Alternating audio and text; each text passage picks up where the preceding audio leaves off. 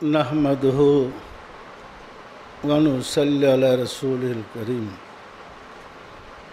सम्मानित आशिक रसूलेरा आपनारा आमार सालाम ग्रहण करुन। अस्सलामु आलैकुम व रहमतुल्लाहि व बाराकातुहु। सम्मानित आशिक रसूलेरा महान रब्बुल आलमीन पवित्र कुराने घोषणा करें बिस्मिल्लाहिर रहमानिर रहीम हामीम वल किताबिल मुबीन इन्ना अंज़लनाहु फी लैलतिन मुबारका इन्ना कुन्ना मुनज़िलीन। सम्मानित आशिक रसूलेरा आजकेर এই রজনীকে আমরা লাইলাতুল বরাত, এই রজনীকে ভাগ্য রজনী বলি। আমাদের দেশে এই রজনীকে বলা হয় শবে বরাত। আমাদের এক শ্রেণীর হুজুর ওনারা বলেন পবিত্র কোরআন ও হাদিস শরীফে শবে বরাত বলতে কিছু নাই। সম্মানিত আশিক রাসূলেরা, কোরআন কি ফার্সি ভাষায় নাজিল হয়েছে? শবে বরাত তো ফার্সি শব্দ। কোরআনে শবে বরাত থাকবে কেন? এই শবে বরাতকে আল্লাহ ঘোষণা করেছেন হামিম ওয়া কিতাবিল মুবিন ইন্না আনজালনাহু ফি লাইলাতিন মুবারাকা। এই বরকতময় রজনী কোনটা? আল্লাহ কি শবে বরাত, শবে কদর কি ভুলে গেছেন? আল্লাহ বলতে পারতেন না এই রজনীকে লাইলাতুল কাদরে খায়রুম মিন আলফি শাহর? কদরের রাত্রি সম্বন্ধে তো সূরা নাজিল করেছেন লাইলাতুল কাদরে খায়রুম মিন আলফি শাহর।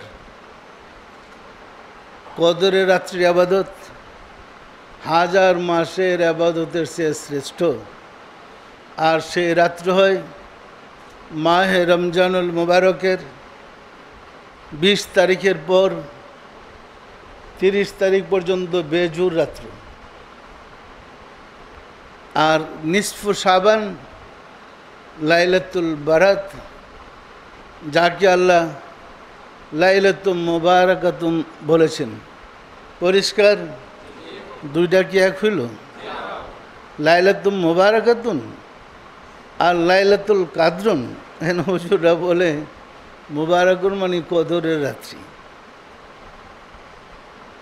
কি যে একটা অবস্থা এদের, এমন সুন্দর করে বুঝে বলে। আমি একটু ফলো করলাম, দেখি ইসলামিক চ্যানেলগুলোতে কি বলে। দেখলাম, শুনলাম, বলতেছে আমরা নিসফু শাবান,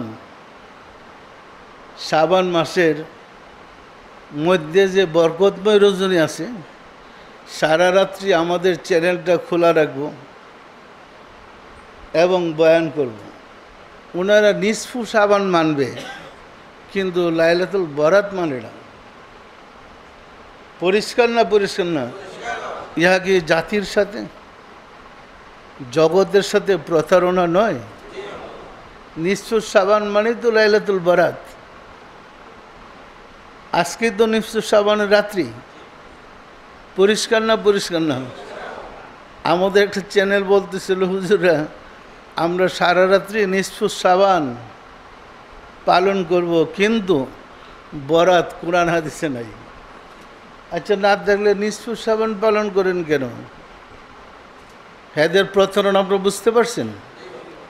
বুঝতে পারছেন না বুঝতে বাকি? বরাত রাসূলের যুগে ছিল। রাসূল সাল্লাল্লাহু আলাইহি ওয়াসাল্লাম লাইলাতুল বরাত পালন করেছেন। সাহাবায়ে কেরামগণ বরাত পালন করেছেন। আল্লাহ ঘোষণা করেছেন লাইলাতুল বরাত সম্বন্ধে, এবং জামে আম্বিয়া, জামে আউলিয়ারা লাইলাতুল বরাত পালন করেছে। একটা গ্রুপ সৃষ্টির শুরু দেখি নবী রাসূল আউলিয়া একরামদের বিরোধিতা করে আসছে, পরিষ্কার। আর সে গ্রুপটাই হলো যারা বেশি ইবাদত করে ঠিকানা ছাড়া। ফেরেশতাদের সর্দার কে ছিল বলেন তো? ফেরেশতাদের সর্দার কে ছিল? মুআল্লামুল মালাকুত, ফেরেশতাদের শিক্ষক। তিনি কিন্তু আদম আলাইহিস ইসলামের বিরোধিতা করেছিলেন, করছে না করে নাই? আদমের থেকে শুরু করে 1,24,000 নবী রাসূল জগৎ অতিক্রম করে পরপারে যাত্রা করেছেন, কিন্তু মারদুদ শয়তানের মৃত্যু হয় নাই। এই এক শয়তান যে চলছে, কত আদমরে যে ধোঁকা দিছে, কত নবী রাসূলকে যে কষ্ট দিছে, এখনও আউলিয়া কেরাম থেকে কষ্ট দিতেছে। হেদের কর্মের শেষটা, হেদের মৃত্যু নাই। বিশ্বাস না আপনাদের? সম্মানিত আশিক রাসূলেরা, লাইলাতুল বারাত বরকতময় রজনী, সুফিদের ভাষায় বরাতরা কি? আসলে যাদের আল্লাহ ও রাসূলের সাথে যোগাযোগ আছে তাদের ধর্ম একরকম, আর যাদের যোগাযোগ নাই তাদের ধর্ম ভিন্ন রকম। একরকম? ভিন্ন রকম।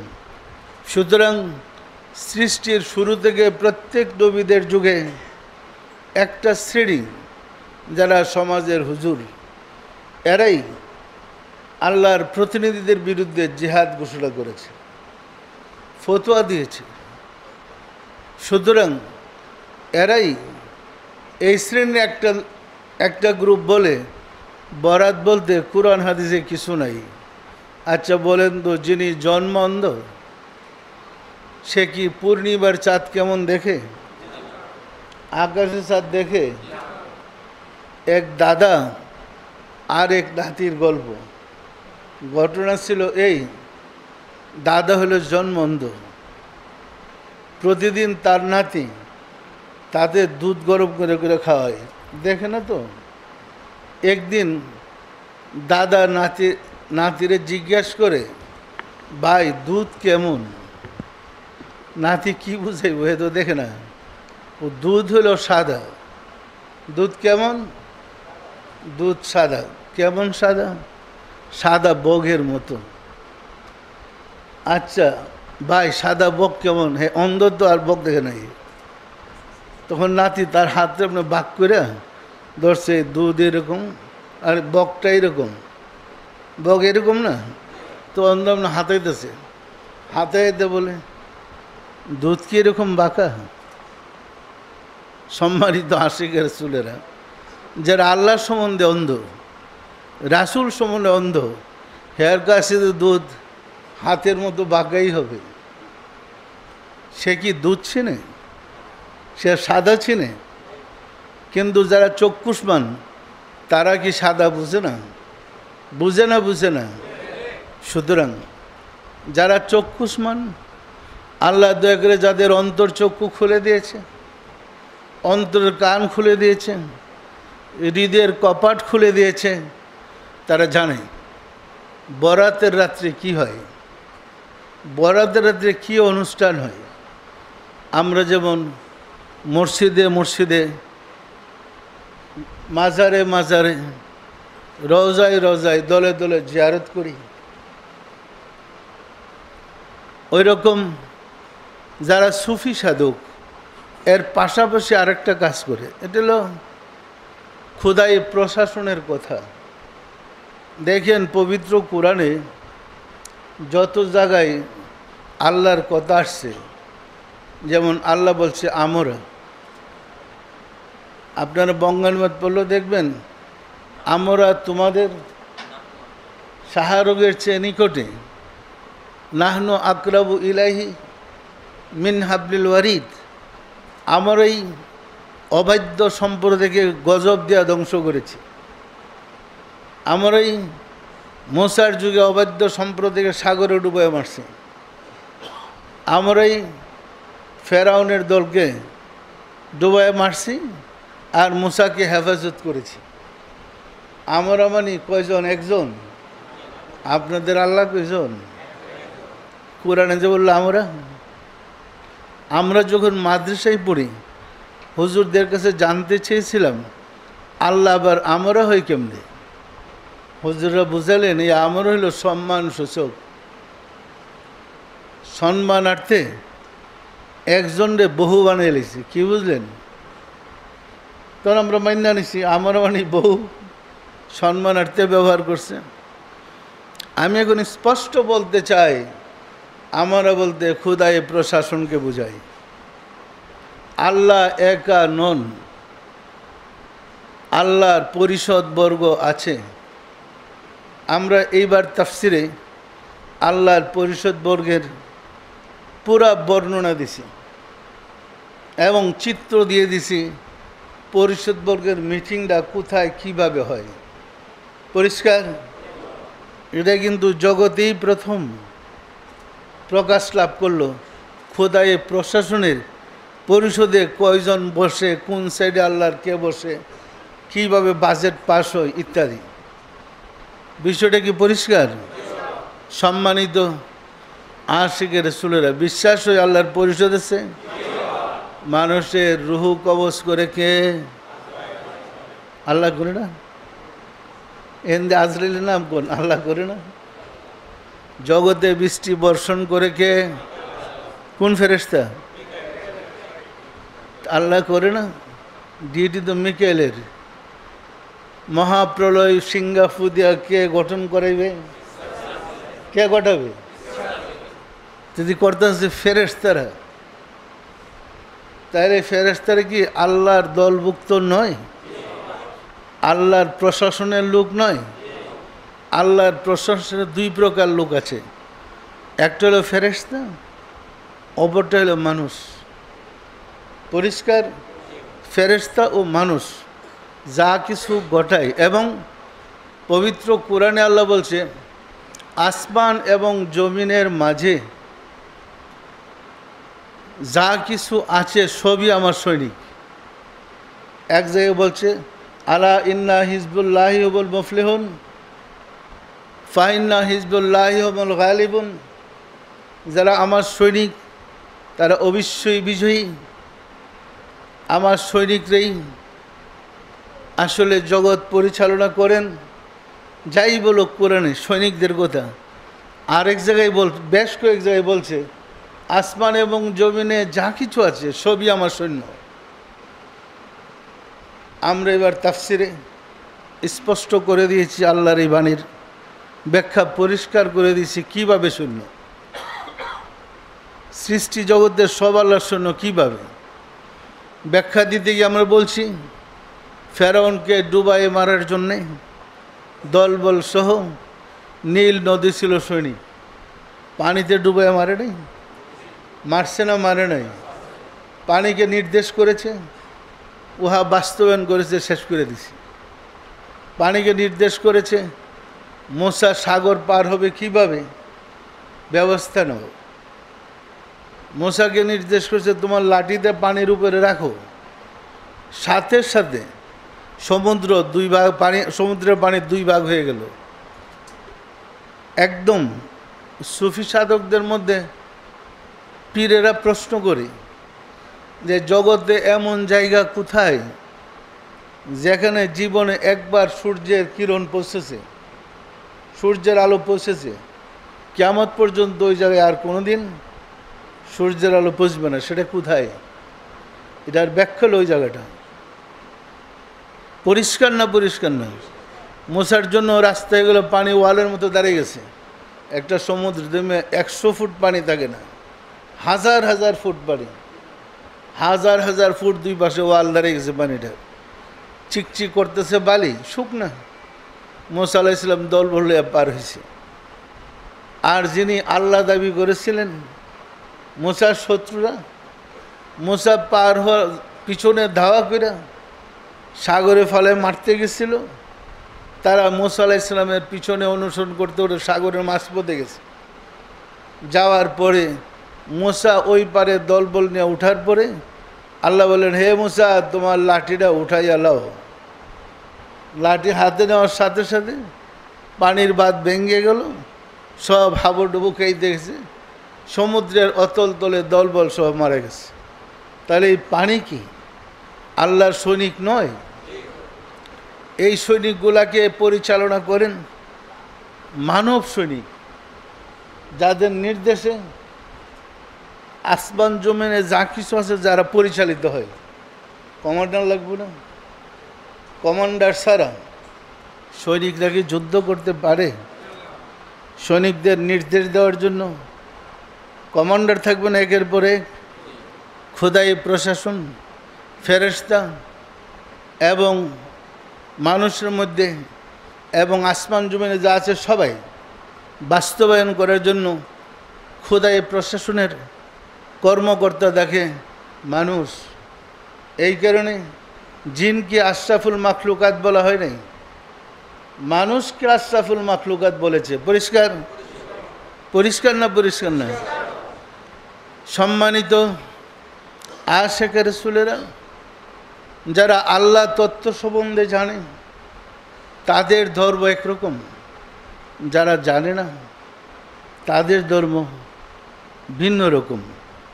মনে রাখবেন, খোদাই প্রশাসন চালায় তারাই যারা মানুষ এবং মানুষরূপী ওলি আল্লাহ। বিষয়টা পরিষ্কার? ফেরেশতা বলেন, জিন বলেন, আসমান জমিনে যা কিছু আছে সকল সৈনিকের কথা বলেন, পরিচালনার দায়িত্ব মহামানবদের হাতে। বিষয়টা পরিষ্কার? পেশগুস লাগে? সম্মানিত আশিক রাসূলেরা, মশাও আল্লাহর সৈন্য, বিশ্বাস হয়? এক বাদশাহ নমরুদ, বড় আল্লাহ, সবচেয়ে বড় আল্লাহ, কয় ইব্রাহিমের আল্লাহরে তীর মাইরা মাইরা হলাম। মনে আছে আপনাদের? তীর মারছে কি আল্লাহরে মারতে, শকুনের ভিডিওটা। শেষ পর্যন্ত বিয়াদবি যখন চরম পর্যায়ে পৌঁছে গেছে, ইব্রাহিম বললেন, দয়াময় একটু এক সেরে যাও। বলার সাথে সাথে, যেহেতু বড় আল্লাহ তো, এক জাক মশা ছেড়েছে। কোরআনে আসছে কিন্তু কথাগুলো, আপনি এবার তাফসিরই পাইবেন, আমরা এগুলো লিখছি। তখন পুরো আকাশ মেঘ ছেয়ে গেছে, কালো কালো, মানে সব মশার মশা। এইদিকে এক সপ্তাহ পর্যন্ত ফেরাউন না নমরুদের সৈন্যবাহিনী প্রস্তুতি নিছে আল্লাহর সাথে যুদ্ধ করতে, আল্লাহর সৈন্যের সাথে। দেখে যে আকাশ থেকে ঝাঁক ধরে মশা আসতেছে, মশা কি যুদ্ধ করবো? হ্যাঁ, তো বন্দুক কামান রেডি হয়েছে। আস্তে ঝাঁক নামে পড়ছে, ঝাড়ে সে দিকতে পারছে, ডুইকা কামড়াইতেছে। আর এখন মশা তাড়াইবে না অস্ত্র হাতে ধরবে? শেষ পর্যন্ত এই মশাগুলার হাতে পুরা বাহিনী ছিন্ন ভিন্ন হয়ে গেছে। এই মশকগুলা এদের শরীরের গুস্ত খাইয়া শেষ করে সব মারছে। পাশাপাশি বড় আল্লাহটারে ধরছে, তার নাকের ভিতর দিয়া মশা ডুইকা মস্তকে কামড়াইতে শুরু করছে। পরে মস্তকে হাতুড়ি দিয়া পিটাইয়া তারে মারছে, মাথা ফেটে গেছে। আর আল্লাহ শরীক ফোন করে বেরিয়ে গেছে বাইরে। পরিষ্কার না? পরিষ্কার না? মশা কি আল্লাহ সৈনিক নয়? মুসার জমানায় ব্যাং ছিল আল্লাহ সৈনিক। তখন বনি ইসরাইল যখন মশার সাথে বিরোধিতা করতে শুরু করছে, আল্লাহ ঝাঁক ধরে ব্যাং পাঠাই দিল। ওরা খাইতে বলে প্লেটে ব্যাং, কথা বলতে লাভ দা মুখের ভিতরে ব্যাং ঢুকিয়া যায়। এদের মুসিবতে পড়ছে। পরিষ্কার না? পরিষ্কার না? ওই রকম পঙ্গপাল আরেকটা সৈনিক পাঠাইছে, যারা ফসল খাইয়া সাফ করে ফেলাইছে। এইভাবে মুসা আলাইহিস সালামকে 9টা মুজেজা দিয়া পাঠাইছে, সবগুলো হলো সৈনিক। পরিষ্কার না? পরিষ্কার না? এইভাবে সকল নবীদের কাছে মহান রাব্বুল আলামিন যারা আল্লাহর বিরোধিতা করেছিল, আল্লাহর বিরোধী, এরা তো আল্লাহর পক্ষেই, কিন্তু বিপক্ষে ছিল নবী রাসূলদের। আমি বলছি এই কারণে আমরা কোরআনে দেখেছি আল্লাহ বলেছেন যে হে রাসূল, আপনার কাফেরদেরকে জিজ্ঞাসা করেন, প্রশ্ন করেন আসমান জমিনের মালিককে। কাফেররা বলবো আল্লাহ। তাহলে কাফেররা আল্লাহরে মানে না মানে না? যদি তারা আসমান জমিনের মালিক আল্লাহকে মানে, তারা কাফের হইল কেন? তার মূল কারণ, যিনি খালিফাতুল্লাহ, আল্লাহর প্রতিনিধি, তাকে তারা মানে না। না মানার কারণে এরা হয়েছে কাফের, এদেরকে ধ্বংস করে দেওয়া হয়েছে। পরিষ্কার। এই সেজদাকে কেন্দ্র করে আল্লাহ প্রথম ফেরেশতা জাতিকে পরামর্শ করে বলেছিলেন, আমি জগতে আমার প্রতিনিধি পাঠাবো, আদম পাঠাবো, তোমরা তাকে সেজদা করবে, পারবে? ওই না, পারবো না। আল্লাহ জিজ্ঞেস করলেন, তোমরা কি সেজদা করবে? না, আমরা করব না। আল্লাহ ফেরেশতাদের ধ্বংস করে দিয়েছে। দ্বিতীয় দফা আবার সৃষ্টি করছে ফেরেশতা, ওরা বলছে আমি জগতে আমার প্রতিনিধি পাঠাবো, তোমরা কি তাকে সেজদা করবে? ও না, করবো না। ওই দলরাও ধ্বংস করে দিছে, আগুন দা পুইরা ছাই করে দিছে। তৃতীয় দফা আবার ফেরেশতা সৃষ্টি করছে। জিজ্ঞাসা করা হলো, তোমরা কি আদমকে সেজদা করবে? যে না, করবো না। ওই দলরাও ধ্বংস করছে। পরপর তিনবার সৃষ্টি করেছে, তিনবার ধ্বংস করেছে। অপরাধ, আদমকে কেন সেজদা করবে না? বিষয়টা পরিষ্কার? পরিষ্কার না পরিষ্কার না? এরপরে আসেন, চতুর্থবার ফেরেশতা সৃষ্টি করেছে, করে বলছে আমি আদম সৃষ্টি করব, তোমরা কি করবে? এইবার সবাই তিনবারের ঘটনা জানি না, ভয়ে হোক আর হুকুম রক্ষাকারী হোক, হ্যাঁ আমরা সেজদা করব। সবাই সেজদা করতে রাজি, কিন্তু সবার যে নেতা, মুআল্লিম, শিক্ষক, সেগুলো আমি করব না। মানে ফেরেশতার সর্দার, অর্থাৎ এদের যে উস্তাদ নেতা, সে বলে আমি সেজদা করব না।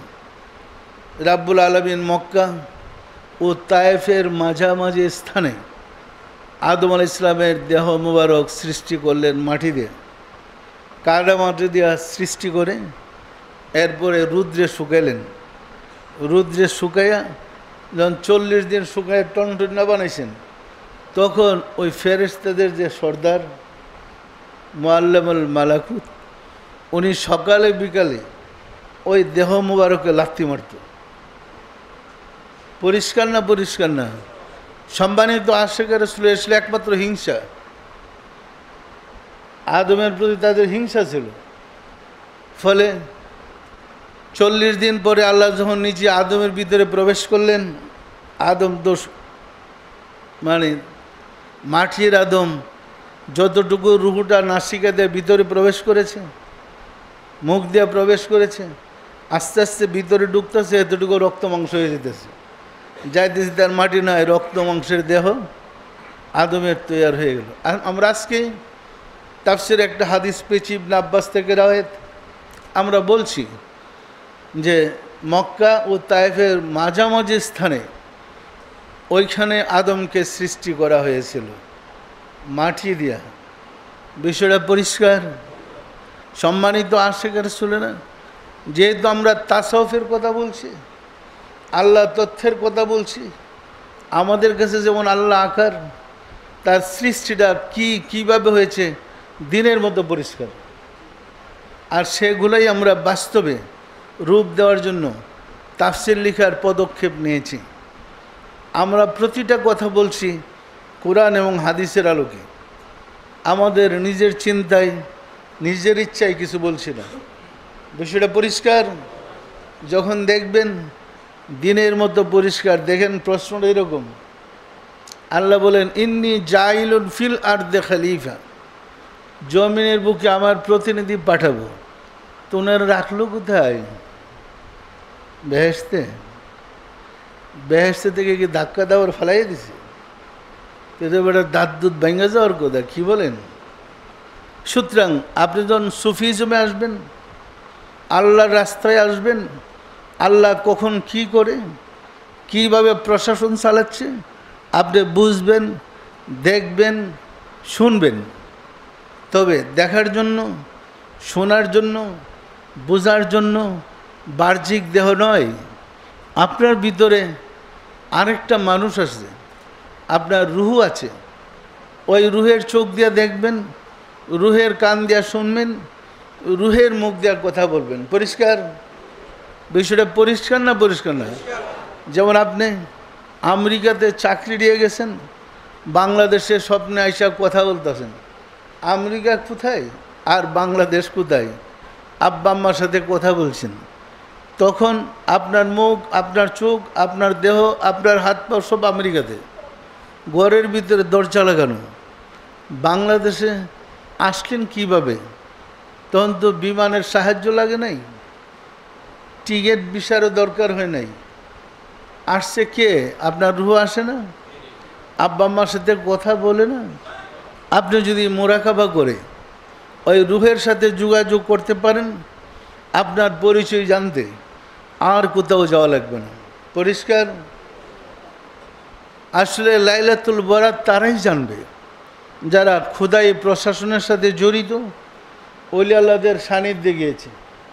যারা ওলি আল্লাহদের সান্নিধ্যে যায় নাই, তাদের পক্ষে বরাত জানার কোনো সুযোগ নাই। এরা বরাত বুঝে না, সালাতে কেমনে নামাজে মেরাজ হয় বুঝে না।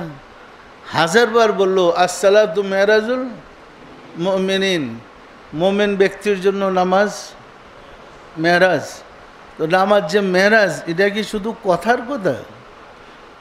যে মোমেন হয়েছে সেই নামাজে দিদার পেয়েছে, যে মোমেন হয় নাই তার ভাগ্যে মেরাজ নাই। মোমেন হইতে হবে তো। পরিষ্কার না পরিষ্কার না?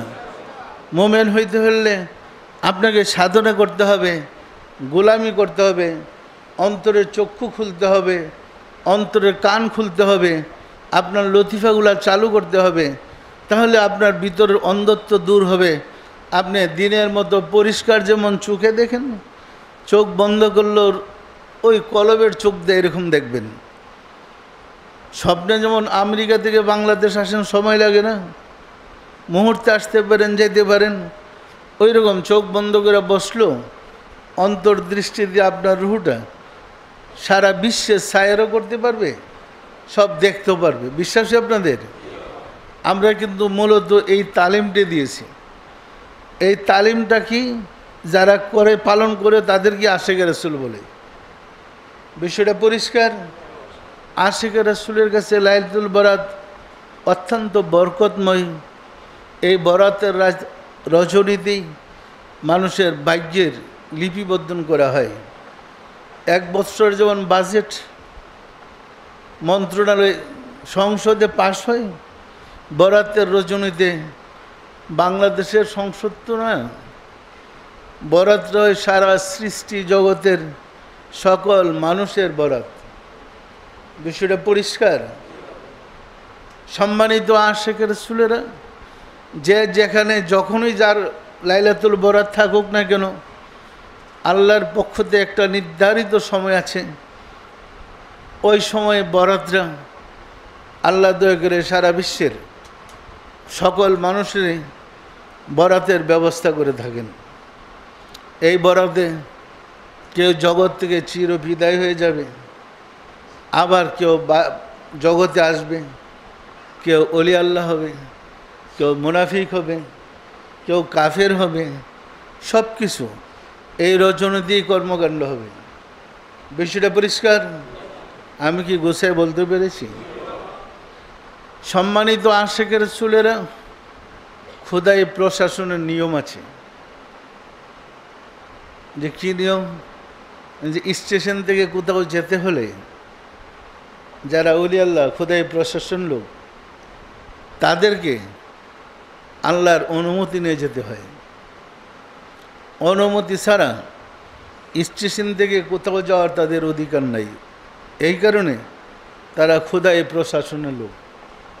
যেমন আমাদের জেলা প্রশাসক মন্ত্রণালয়ের পারমিশন ছাড়া ওই তার জেলার এরিয়ার বাইরে কোথাও যেতে পারবে না।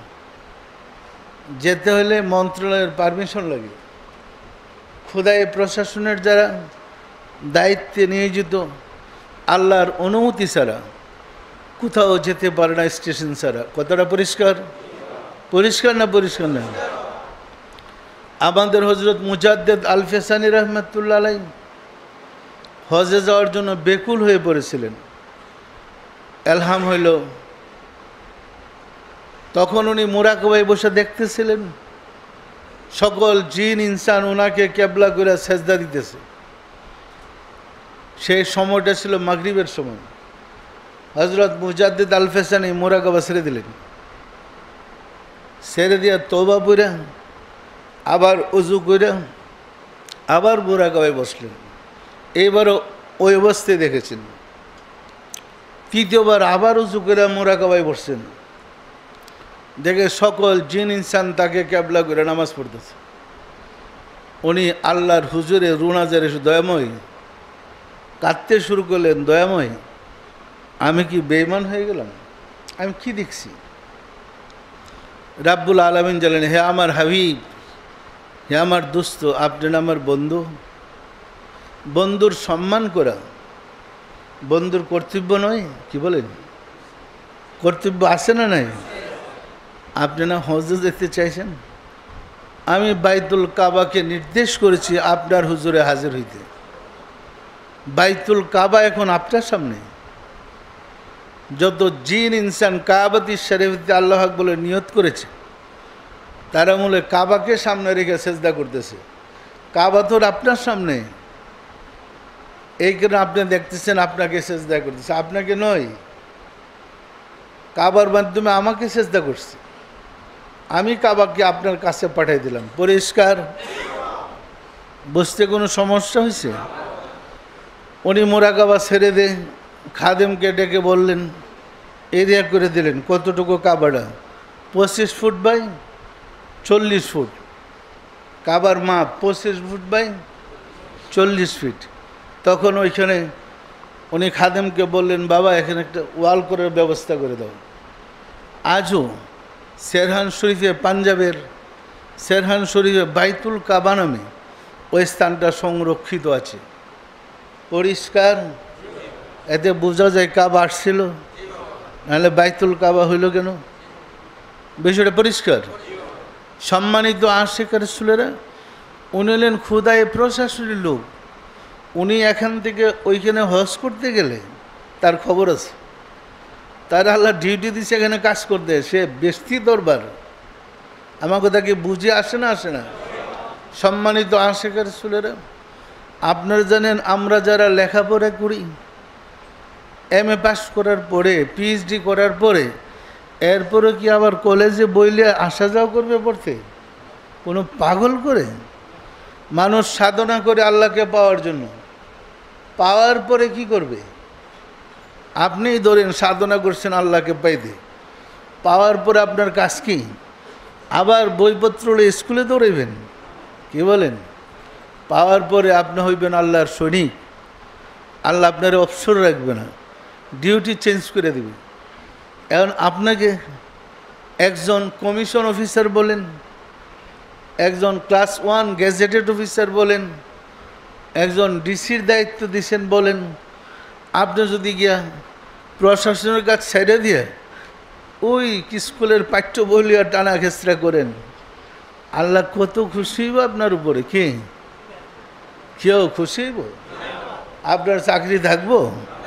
এই নির্বুধগুলা বুঝে ওলি আল্লাহ কারে বলে? যে নির্বুধগুলা প্রশ্ন জুলাইতেছে, বরাত দিয়ে টানা খেচড়া করতেছে, বরাত কাকে বলে বুঝে? এই নির্বুধগুলা সারা জীবন কবরের পাশে পড়ে চিৎকার পারলে কবরবাসীর কবর আজাব মাফ করতে পারবে?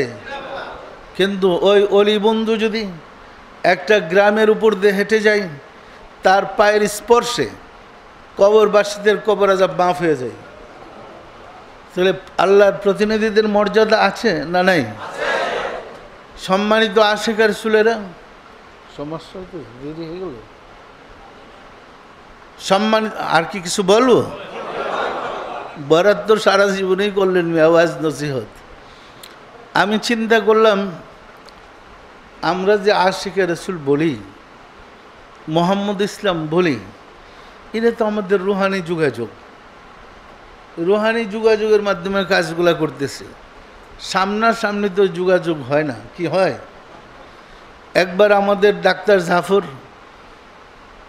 আমাদের দানিশ ইবনে আলিমউদ্দিন, ওনারা ওইখানে যাওয়ার পর আমি বলে দিছিলাম, ডাক্তার জাফরই প্রথম, তারা বলছিলাম যে হুজুর সাল্লাল্লাহু আলাইহি ওয়াসাল্লাম রওজা শরীফে গিয়ে আমার পক্ষ থেকে সালাম কদম মুসি জানাবেন।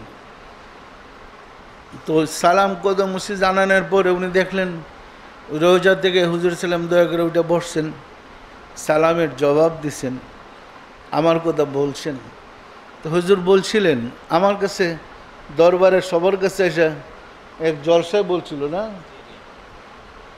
ডাক্তার জাফর বলছিলেন, উনি ছাড়া জগতে আমার আর কি আছে? পরিষ্কার নাকি কিছু ফাঁক আছে? সম্মানিত আশিক রাসূলেরা, যেহেতু আপনারা রাসূলের আর রাসূল আপনাদের, রাসূলের ধর্ম প্রচার করার দায়িত্ব আমার আপনার সবার। আমরা যদি অলসতা করি আমাদের পরম ভুল। সুতরাং আজকের এই পবিত্র রজনীতে, বরকতের রজনীতে আমাদের প্রতিজ্ঞা হোক, আমরা জীবন বাজি লাগায়া হলেও রাসূলের ধর্ম সমাজে আনব, ঘরে ঘরে আশিক রাসূল বানাবো। পারবো? আজকে হয়তো আমি যে আলোচনা করছি, বিশ্বের 132টা দেশে খানকা শরীফ থেকে জাকেরা শুনতেছে, আমাকে দেখতেছে, অনুষ্ঠানটা দেখতেছে। আমি সবাই কি বলছি, আজকের দিন আমাদের প্রতিজ্ঞা হোক, আমরা রাসূল সাল্লাল্লাহু আলাইহি ওয়াসাল্লামের কষ্ট দূর করব, মা ফাতেমা সহ নবী পরিবারের সাহাবাদের কষ্ট দূর করব। পারবো? তরবারি হাতে নিয়ে কেমনে?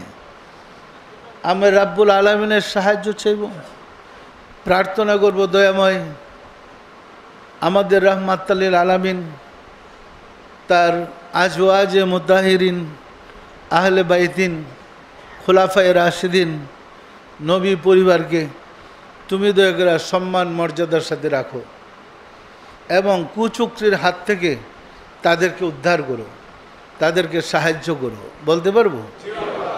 পরিষ্কার? সম্মানিত আশিক রাসূলেরা, এই দোয়াটা আমাদের করতে হবে। সবাই মোনাজাত যখন করেন, আপনি আশিক রাসূল হিসাবে রাসূলের পরিবার পরিজনের প্রতি আপনার যে দায়িত্ব, উহা পালন করতে হবে। মনে রাখবেন, রাসূল হায়াতুন নবী, রাসূল চিরজীব চিরস্থায়ী। বিশ্বাস এটা না? হয় না? হয় না? মানুষের রুহু সব জাতির ভাষা বুঝে। আপনি রাসূলকে স্বপ্নে দেখলে আপনার কাছে বাংলাতে আরবিতে কথা বলে লাভ কি? আপনার ভাষায় কথা বলবেন।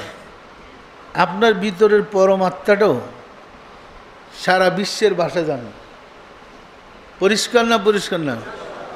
আমাদের পক্ষে কি আশিক রাসূল বাড়ানো সম্ভব? আশিক রাসূলটা যদি রাসূলের জন্য চোখের পানি ছাড়ে, একটু কান্নাকাটি করে, রাসূল কিন্তু খুশি। পরিষ্কার? সুতরাং মহব্বতের সাথে সবাই তরিকার কাজ করেন। কথাগুলো বললাম বরাতের রাত্রে, তো বাস্তব ঘটনা সম্বন্ধে জানা না থাকলে আপনি কি ধর্ম করছেন বুঝবেন কিভাবে? এইগুলা হুজুররা শুনলে এর মাথা খারাপ হয়ে যাবে। এটা কয় কিও? কারণ হের বুকে একটা বোম ফাড়াই দেন, হে রাসূলটা দেখবো না। কে? কারণ এই বিদ্যেই শিখে নেই। পরিষ্কার? আমি কি গুছায় বলতে পেরেছি? সুতরাং মহব্বতের সাথে তরিকার আমল করেন, সাধনা করেন, মুরাকাবা করেন, আর আহলে বায়েত নবী পরিবারের জন্য দোয়া করেন। এই দোয়া করা আমাদের উপরে ঈমানি দায়িত্ব, আমাদের করতে হবে। পারবেন? কে কে দোয়া করবেন হাত উঠান তো। মাশাআল্লাহ, আলহামদুলিল্লাহ, হাত নামান। দোয়া করবেন তো রাসূল পরিবারের জন্য? মনে রেখেন আজকের রাত্রে একটা বড় ধরনের বাজেট হবে, বাৎসরিক বাজেট। আপনারা যদি রুনাজারি করেন, আল্লাহর দয়া হলে বাজেট কারোর জন্য মঙ্গল হবে, কারোর জন্য অমঙ্গল হবে, কারো জীবনের শেষ বাজেট হবে, কারো জীবনের বাজেট শুরু হবে, অনেক কিছু হবে। পরিষ্কার? সুতরাং মহব্বতের সাথে রাত্রিটা উদযাপন করতে চেষ্টা করেন। বাদ মাগরিব থেকে বরাতের অনেক আলোচনা হয়েছে, আমি আর ওই দিকে গেলাম না। আমি শুধু পরামর্শ দেব, এটা হুজুরদের বরাত নয়, হুজুরদের বাজেট না, বাজেটটা আল্লাহ এবং তার প্রশাসনের। যারা আল্লাহ তার প্রশাসন সম্বন্ধে জ্ঞান নেই, তাদের জন্য আজকাল শবে বরাত নাই। হেরেরা শবে বরাতের দরকার কি? পরিষ্কার না? পরিষ্কার না? আমি কি গুছাইয়া বিষয়টা বলতে পারছি? আসুন, আর কিছু আছে? রাব্বুল আলমীর সাহায্য চাই, তিনি যেন দয়া করে আমাদের ভুল বিয়াদি মাফ করে আমাদেরকে গোলামি করার সুযোগ করে দেন। আমিন। আউযু বিল্লাহি মিনাশ শাইতানির রাজিম। বিসমিল্লাহির রহমানির রহিম। আস্তাগফিরুল্লাহ রাব্বি মিন কুল্লি জামবি ওয়া আতুবু ইলাইহি। আয় আল্লাহ, জীবনভর নফসের খাহিশে শয়তানের ফেরেবে যত প্রকার গুনাহ করিয়াছি, সমস্ত গুনাহ হইতে তোমার নিকট তওবা করিতেছি। আয় আল্লাহ, দয়া করিয়া আমার তওবা কবুল করো, আমার গুনাহ মাফ করো। লা ইলাহা ইল্লাল্লাহু মুহাম্মাদুর রাসূলুল্লাহ। সবাই দিলের হাত উঠে বলেন আল্লাহুম্মা আমিন। ওগো দয়াল মাওলা, দয়াল খুদা, অদম কঙ্গাল ভিক্ষুকেরা লাইলাতুল বরাতে এই বরকতময় রজনীতে বাদ মাগরিব থেকে এত রাত্রি পর্যন্ত তোমার আলাপ আলোচনা, তোমার হাবিবের কথাবার্তা এবং বরাতের ফজিলতের উপরে আলোচনা করেছি। এর মধ্যে আমরা যত ভুল বেয়াদবি করেছি, তোমার শাহী দরবারে মিলাদ শরীফ পড়ে তওবা করে জোর হাত করে মাফ চাই। দয়া করে আমাদেরকে মাফ করে দাও, মাফ করে দাও রে মওলা।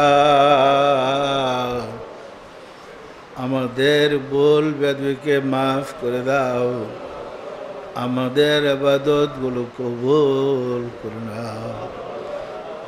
এর ফজিলত পৌঁছে দাও তাজদারে মদিনা সরকারে দোয়ালম হযরত মুহাম্মদ মুস্তাফা আহমদ মুস্তাফা সাল্লাল্লাহু আলাইহি ওয়াসাল্লাম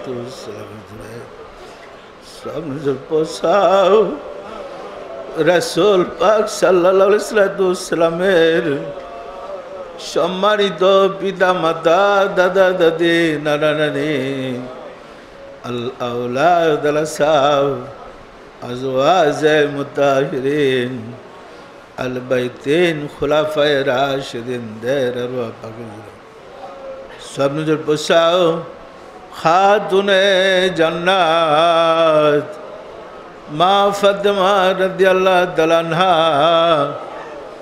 সাইয়েদনা হযরত ইমাম হাসান, সাইয়েদনা হযরত ইমাম হুসাইন রাদিয়াল্লাহু তাআলা আনহা, যাহারা দিন ইসলামের জন্য কারবালার প্রান্তরে শাহাদাত বরণ করে গেল রে মাওলা, দয়া করে তাদের আরওয়াহ পাকের হুজুরে সওয়াব নজির পৌঁছাও।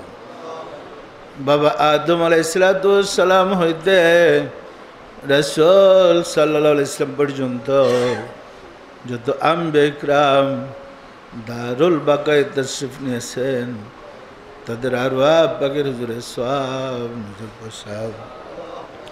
সওয়াব নজির পৌঁছালে মাওলা, তাদের পরিবার পরিজনদের আরওয়াহ পাকের হুজুরে সওয়াব নজির পৌঁছালে মাওলা, পীরানে পীর দস্তগীর সুলতানুল মাশায়েখ সুলতানিয়া মুজাদ্দাদিয়া তরিকার ইমাম শাহ চন্দ্রপুরী রহমাতুল্লাহ আলাইহি হুজুরে, তার সহধর্মিণী হযরত বড় মা রহমাতুল্লাহ আলাইহি হুজুরে সওয়াব নজির পৌঁছালে মাওলা, আমার সহধর্মিণী খাতুনে জান্নাত কুতুবুল আখতাব সৈয়দা হামিদা বেগম রহমাতুল্লাহ আলাইহা হুজুরে সওয়াব নজির পৌঁছালে মাওলা, হযরত খাজা বাহাউদ্দিন নকশবন্দ রহমাতুল্লাহ, মুজাদ্দিদ আল ফিসানি রহমাতুল্লাহ, খাজা মাইনুদ্দিন চিশতি রহমাতুল্লাহ,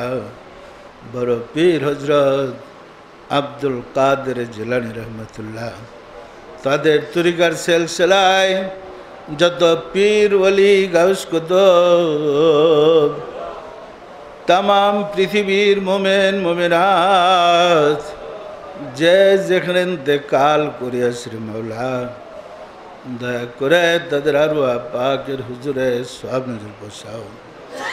আমরা ভিক্ষুকেরা যারা তোমার শাহী দরবারে হাত উঠাইলাম, আমাদের আপন আপন গর্ভধারিণী মা জননী, জন্মদাতা পিতা, মহাবদ্র স্ত্রী, শ্রদ্ধেয় শ্বশুর শাশুড়ি, দাদা দাদি, নানা নানি, খালু খালা, ছেলে মেয়ে খেয়ে সাকরাবা যে যেখানে ইন্তেকাল করিয়াছে রে মাওলা, দয়া করে তাদের আরওয়াহ পাকের হুজুরে সওয়াব নজির পৌঁছাও। আর যারা জগতের বুকে বেঁচে আছে, তাদেরকে তোমার রহমতের চাদর দিয়ে ঢেকে রাখো মাওলা গো। ওগো দয়াল মাওলা, দয়াল খুদা, বিশ্বের ঘরে ঘরে আশিকে রাসূলের সৃষ্টি করে দাও। আশিকে রাসূলদের প্রাণের প্রাণ রহমাত লিল আলামিন রাসূল পাক সাল্লাল্লাহু আলাইহি ওয়াসাল্লামের এবং তার পরিবার পরিজনদেরকে দয়া করে বেয়াদবদের হাত থেকে উদ্ধার করে সম্মান আদব দেখানোর সুযোগ করে দাও মাওলা গো। আমরা তো কেবল তোমার কাছে প্রার্থনা করতে পারি, তুমি দয়া করে তাদেরকে সম্মান দেওয়ার ব্যবস্থা করে দাও, তাদের মর্যাদা দেওয়ার ব্যবস্থা করতে দাও মাওলা গো। সারা বিশ্বের আশিকে রাসূলেরা দলে দলে জিয়ারত করতে চায় রাসূল পাক সাল্লাল্লাহু আলাইহি ওয়াসাল্লামের। জিয়ারত করতে গেলে হাত তুলে মুনাজাত করলে হারাম হারাম বলতে থাকে এবং চোখের পানি ছাড়লে রাসূলের প্রেমে ডুবে কাঁদতে থাকলে তাদেরকে বেদপিটা করা হয়, অত্যাচার করা হয়, মুনাজাত করতে দেওয়া হয় না, রাসূলের রোজার দিকে তাকাইতে দেওয়া হয় না, মা ফাতেমার রোজা জিয়ারত করতে সুযোগ দেওয়া হয় না মাওলা গো। কোন প্রকার আযাবের ব্যবস্থা করেছ আমাদের ফরিয়াদ তোমার কাছে, তাদেরকে খোলাভাবে প্রাণ ভরে যেন আশিকে রাসূলেরা জিয়ারত করতে পারে, তাদের কাছে কান্নাকাটি করতে পারে, তাদের প্রতি সম্মান জানাইতে পারে। দয়া করে তুমি ব্যবস্থা করে দাও। কিভাবে ব্যবস্থা করবে তোমার কাজ, যেভাবে তুমি পছন্দ করো। আশিকে রাসূলদের প্রার্থনায় দয়া করে সেভাবে দরজাটা খুলে দাও। মাওলা গো, লক্ষ লক্ষ টাকা খরচ করে মানুষ ছুটে যায় তোমার হাবিবের কদমে। এত কষ্ট করে যাওয়ার পরে যদি তাদের জিয়ারত নসিব না হয়, সালাম করার সুযোগ না হয়, এই কষ্টের কথা কার কাছে জানাবে? মাওলা গো, মা ফাতেমা সহ রাসূল সাল্লাল্লাহু আলাইহি সাল্লাম যে কষ্ট পাচ্ছে আশিকে রাসূলদের কান্নায়, তাই তো ওনারা বারবার বলতেছিলেন তুমি দয়া করে সাহায্য করো। আশিকে রাসূলরা যেন মা ফাতেমা এবং রাসূল পরিবারের সাথে খোলা মনে যোগাযোগ করতে পারে এবং তাদের প্রতি সমবেদনা জানাইতে পারে। দয়া করে সুযোগ করে দাও। মাওলা গো, বিশ্বে আশিকে রাসূলের অভাব নাই, কিন্তু রাষ্ট্রীয়ভাবে আশিকে রাসূল কোথাও নাই। প্রশাসনিকভাবে আশিকে রাসূলদের প্রচুর অভাব। তুমি দয়া করে অভাব পূরণ করে দিয়ে আশিকে রাসূলদের জন্য রাসূলের জিয়ারত সহজ করে দাও। যার শাফায়েত ব্যতীত জগতের কোনো মানুষের মুক্তি হবে না। আমরা যদি তার জিয়ারত করতে না পারি, আমাদের কত কষ্ট। তোমার কাছে ফরিয়াদ, দয়া করে কষ্ট দূর করে দাও। লাইলাতুল বরাতের বরকতে আমাদের ভাগ্য খুলে দাও, আমাদের বরাত খুলে দাও। আমাদের কি করণীয় আছে আমরা তো জানি না। আজকে রজনীতে তোমার খোদাই প্রশাসনে যা হবে দয়া করে আমাদের দরখাস্ত কবুল করো। নবী পরিবার রাসূল সাল্লাল্লাহু আলাইহি সাল্লাম সহ সবার মান সম্মান সহ জিয়ারতের ব্যবস্থা করে দাও। চোখের পানি ছাড়তে দাও। আশিকে রাসূলদেরকে কাঁদতে দাও। আশিকে রাসূলদের বুকের পিঠে ওই রোজার দড়ি মাখতে দাও। প্রাণ খুলে দোয়া করতে দাও। মাওলা গো, ও গো দয়াল মাওলা, দয়াল খুদা, সারা বিশ্বে মুহাম্মদ ইসলামের জোয়ার বহে দাও। ঘরে ঘরে আশিকে রাসূল বানিয়ে দাও। আমাদের সবাইকে লাইলাতুল বারাত নসিব করো। মাওলা গো, আজকে এক শ্রেণীর লোক বলছে লাইলাতুল বারাত, শবে বরাত বলতে কিছু নাই। এই নির্বুদ্ধের হাত থেকে আশিকে রাসূলদেরকে উদ্ধার করো। জাতিকে মুক্তির ব্যবস্থা করে দাও। আমাদের মুনাজাত কবুল করে নাও। আমিন। লা ইলাহা ইল্লাল্লাহ মুহাম্মাদুর রাসূলুল্লাহ।